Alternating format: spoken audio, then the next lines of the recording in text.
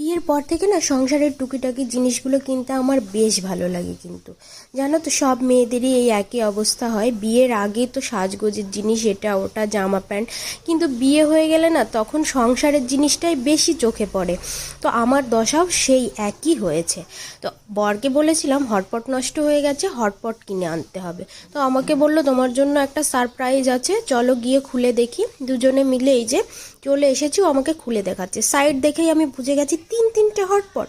আমি এতগুলো হটপট দিয়ে কি করব তোমরাই বলো তো। এটা সারা জীবনের জন্য মনে হচ্ছে আমাকে রুটি বানানো থেকে আর মুক্তি দেবে না এরা।